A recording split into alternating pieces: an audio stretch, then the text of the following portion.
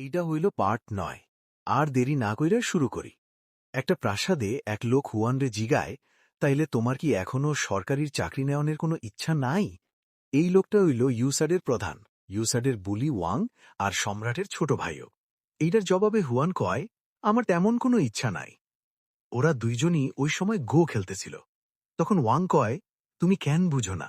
শুধু তুমিই পারবা কেন্দ্রীয় সরকারের ভারসাম্য ঠিক রাখবার আর নৌডিরে ক্ষমতা দখল করা থেকে আটকাইবার। এই কথা শুইনা হুয়ান চুপ থেকে যায়।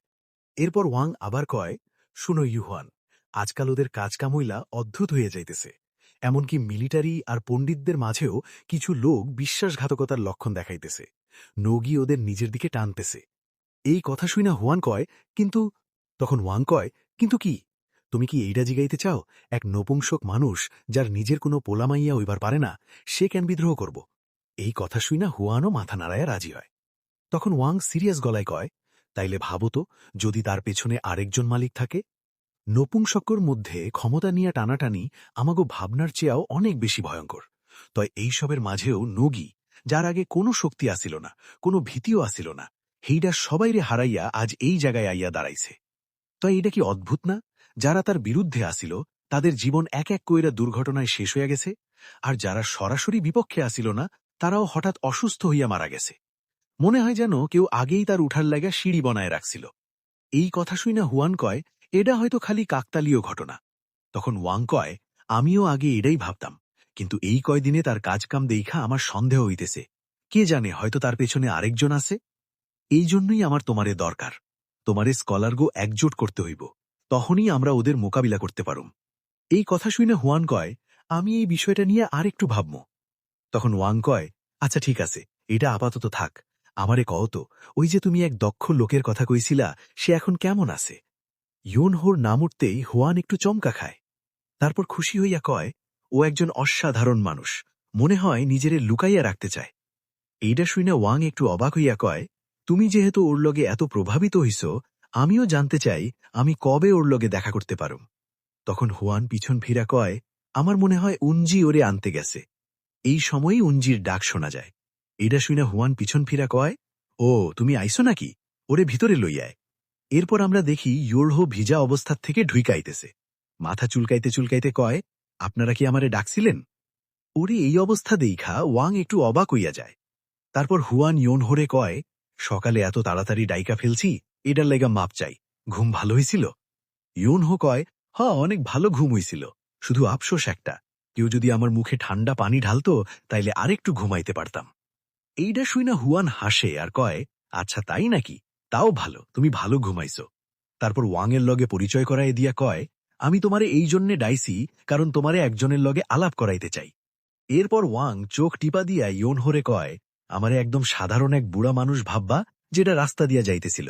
এইটা শুনে ইয়নহো হাত জোর কইরা কয়, কথাটা অনেক গভীর আর গল্পে ভরা, কিন্তু আপনারা এখানে কেন আইছেন? এই কথা শুনে ওয়াং কয়, তোমার কি মনে হয় হাল্লিম মাস্টার অফ গোর কাছে আমার কি কাজ থাকতে পারে? আমি তো খালি গো খেলতে চাই। এইটা শুনে ইয়নহো একটা লম্বা নিঃশ্বাস ফালায়া কয়, আমার মনে হয় না এটা সম্ভব। এই কথা শুনে ওয়াং অবাক হইয়া কয়, সম্ভব না? তখন ইয়নহো নিজের কাপড় ঝাড়তে ঝাড়তে কয়, হ, সম্ভব না। তখন ওয়াং কয়, আপনি তো আগেই ওইসব লোকজনের লোকে খেলতেছেন যারা এই প্রাসাদে আসে। এইডা শুননা ইয়নহো কয়, আমি এইডা কইতেছি না যে আমি গো খেলুম না, আমি কইতেছি আপনারে নিয়ম মানতে হইব। আপনার আগে আরও অনেকেই আইছে, তাই দয়া কইরা অপেক্ষা করেন বুড়া সাহেব। তখন ওয়াং হাইসা কয়, যদি এইডাই সমস্যা হয়, তাইলে আমি এটা মিটাই ফেলতে পারুম। আমি বাকি লোকজনের লগে কথা কইরা ঠিক কইরা নিব। এইডা শুননা ইয়নহো কয়, এইডা আবার কেডা সমাধান হইল? এইডা তো অন্যদের উপর জোর জবরদস্তি করা হইল। এই কথা শুননা ওয়াং থমকায়া যায়, একদম চুপ হইয়া পড়ে। এরপর ইয়নহো কয়, আপনারে দিখাই বোঝা যায় আপনার বড় পদ আছে, তাই আপনি যদি কন, বাকিরা মানতে বাধ্য হইব, কিন্তু মন থিকা কেউ রাজি হইব না। হয়তো আপনারে তেমন কিছু মনে হইব না, কিন্তু আমারও নিজের কিছু নিয়ম আর কথা দিয়া রাখা আছে। এই কথা শুনে ওয়াং মনে মনে কয়, এই লোকটা আমার ধারণার চাইতেও বেশি একগুয়া, মুশকিল। তারপর ওরে কয়, আপনি কি একবারের লাইগা নিয়মটা একটু বদলাইতে পারেন না? এটার জবাবে ইয়নহো কয়, আমি তো আগেই কইছি, আপনারে খালি অপেক্ষা করতেই হইব। এরপর ওয়াং আর কিছু কইতে পারে না। এই সময় এতক্ষণ চুপ থাইকা থাকা উঞ্জি তার বাবারে কয়, বাবা, আমার মনে হয় আমি এটা সামলাইতে পারুম। একদিকে ওয়াং ইয়োনহোরে রাজি করাইতে চায়, আর ইয়োনহো কিছুতেই রাজি হয় না। উঞ্জির কথা শুনে হুয়ান কয়, তুমি পারবা? ইয়োনহোর দিকে যাইতে যাইতে মনে মনে কয়, নীতি প্রতিশ্রুতি এইসব কইয়া মজা করতেছে নাকি? এই লোকটা আসলে কে? তারপর ইয়োনহোর কাঁধে হাত রাইখা কয়, আইজকের সব গোহেলা বাতিল, খালি এই একটাই হেলা হইব। এই কথা শুনে ইয়োনহো একদম জোরে ধাক্কা খায়, চমকা যায়। তারপর ইয়োনহো কয়, কি সত্যি নাকি? আহা, এটা তো অনেক লোভনীয় প্রস্তাব, কিন্তু আমারও নিজের কিছু নিয়মকানুন আর দায়িত্ব আছে। তাই যদি তুমি কাল পর্যন্ত বাতিল কইরা দাও, তাইলে আমি ভাবতে পারি। এইটার জবাবে উঞ্জি কয়, কাল পর্যন্ত না, আজকেই যদি একটু আরাম করতে চাও তাইলে চালাকি কইরো না। আর কোনো সমঝোতা নাই, এখনই সিদ্ধান্ত লও, এক্ষুনি। এইটা শুনে ইউনহো শেষমেশ রাজি হইয়া যায়। চেয়ারে বইসা যায় কয়, হেলা শুরু করো। এইসব দেখা ওয়াং হুয়ানের দিকে তাকায় থাকে, আর হুয়ান কিছুই কইতে পারে না।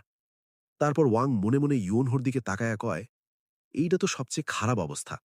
কি, এইটাই সেই লোক যেটা খালি কথা কয়? মন চাইতেছে উইঠা চইলা যাই, কিন্তু যেহেতু শুরু করছি শেষ পর্যন্ত খেলতেই হইব। দেখি তো তুই আসলে কেমন লোক। এই কথা ভাবতে ভাবতেই সে একটা চাল দেয়। কিছুক্ষণ পর খেলা শেষ হইয়া যায়, আর রাতও হইয়া যায়। তাও ওয়াং তাদের খেলার ভিতরের লড়াইটা দেইখা কিছু ভাবতে ছিল। এই সময় হুয়ান পিছন থেকে জিগায়, তোমার কি ওর লোকে গো খেলে ভালো লাগে নাই? এইটার জবাবে ওয়াং কিছুই কয় না। সে চুপচাপ ব্ল্যাক পাথর থেইকা লাল আভা বাইর হইতে দেইখা যাইতেছিল। তিনি মনে মনে কয়, কি ভয়ঙ্কর খেলার ধরন! এইটা তো একেবারে যুদ্ধের ময়দানের মতো। এই লোকটা কেমন জীবন কাটাইছে! তারপর ইউন হোল লগে খেলা ওই ম্যাচটার কথা মনে কইরা কয়, তো এইটা মিলতেছে না। না ওই ভয়ঙ্কর ধরন যেটা বোর্ডে দেখছিলাম, আর না ওই অলস ভাব যেটা সে সাধারণত দেখায়। এইটা সেই যোগ্যতা না যেটা আমি খুঁজতেছিলাম। এরপর সেখান থেকে যাইতে যাইতে হুয়ানেরে কয়, এইটা আসলে সময় নষ্ট হইছে। আমি বুঝি না তুমি কেন ওরে এত যোগ্য ভাবো। এইটার জবাবে হুয়ান কয়, কারণ আমি নিজ চোখে দেখছি। এই কথা শুনে সে পিছন ফিরা জিগায়, কি দেখছো? তখন হুয়ান ওই ম্যাচটার কথা মনে কইরা কয়, ওর লোকে গো খেলতেছিলাম, ওই সময় এক মুহূর্তে আমি একটা অদ্ভুত প্রায় ঐশ্বরিক চাল দিছিলাম। ওই চাল এত সুন্দর আছিল যে নিজেরই নিজের প্রশংসা করতে মন চাইছিল। আমার মনে হয়েছিল খেলা শেষ, তাই আমি বোর্ড থেকে চোখ সরাইয়া অন্যদিকে তাকাইছিলাম। আর তখনই আমি এক ধরনের চেহারা দেখলাম, একটা নিঃস্বাস্থ্য ডুবে থাকা মুখ। এই রকম মুখ শুধু তারাই দেখায় যারা নিজের কাজের মধ্যে পুরাপুরি হারাইয়া যায়। এই কথা শুনে ওয়াং কিছুক্ষণ চুপ থাইকা যায়। তারপর সে কয়, তুমি কি নিশ্চিত তুমি ভুল দেহ নাই? এইটার জবাবে হুয়ান দৃঢ়ভাবে কয়, আমি ভুল দেখি না। তখন ওয়াং একটা লম্বা নিঃশ্বাস ফালাইয়া কয়, যাই হোক, আমার ওই লোকডারে ব্যবহার করার কোনো ইচ্ছা নাই। এই কথা শুনে হুয়ান হাইসা কয়, তাই নাকি? তখন ওয়াং আবার কয়, কি যে সময় নষ্ট হইল।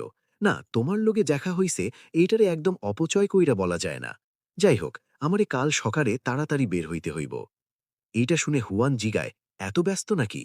ওয়াং কয়, আমি তো আগেই কইছি, আজকাল অবস্থা একদম ভালো না। এই কথা শুনে হুয়ান কয়, বুঝলাম। তারপর ওয়াং আকাশের তারা দেইখা মনে মনে কয়, আফসোসের কথা, যদিও এই রাতটা এত সুন্দর, তাও মনটা কেমন জানি খারাপ লাগতেছে। এই সময় অন্ধকারের মধ্যে কিছু লোক একাডেমির ভিতরে ঢুইকা পড়ে। এইটাই সেই মোটা মোংপুং। তারেক এক মুখোশ পরা লোক ধীরে কইরা কয়, সব প্রস্তুত তো? মোংপুং কয়, সব রেডি। তার পিছনে ঝোপের ভিতরে অনেক মুখোশ পরা আক্রমণকারী লুকাইয়া আসিল। তারপর সে আস্তে করে হুকুম দেয়, তাড়াতাড়ি সবাইরে কাবু কইরা ফেলো। এই কথা শেষ হইতেই সেই অ্যাটাকাররা বিদ্যুতের মতো গতিতে একাডেমির ভিতরে ঢুইকা যায়। একাডেমির ভিতরে দরজার কাছে এক গার্ড হাই তুলতেছিল। হঠাৎ কইরা এক অ্যাটাকার ওর উপর লাফ দিয়া পড়ে। গার্ডটা প্রথমে বুঝতে না পেরে উপরে তাকায়, কিন্তু কিছু করার আগেই ওই মুখোশ পরা লোকটা ওরে মাইরা ফালায়। এরপর ওই দল দরজা দিয়া ভিতরে ঢুইকা পড়ে। অ্যাটাকাররা গার্ডগুলারে একদম গাজর মুলার মতো কাইটা ফেলতে থাকে। তারা ভিতরে ঢুকতে ঢুকতে অনেক মানুষরে ধইরা ফালায়। এরপর মংপুং কয়, তোদের আগেই আমার কথা শোনা উচিত ছিল। তারপর সে জোরে হাত নাড়াইয়া ওই মুখোশধারী অ্যাটাকারদের হুকুম দেয়, সবাইরে ধইরা ফেলো, আজ রাইতে একটা ইঁদুরও বাইরে যাইতে পারব না। অন্যদিকে ইউয়ান হো মজা কইরা একাডেমির ভিতর ঘুমাইতেছিল। এইভাবেই এই পর্ব এখানেই শেষ, আর সামনে গল্প আরও জমজমাট হইতে যাইতেছে। পরের পর্ব দেখতে এই চ্যানেলটারে লাইক, শেয়ার আর সাবস্ক্রাইব কইরা রাখেন। দেখা হইব পরের ভিডিওতে।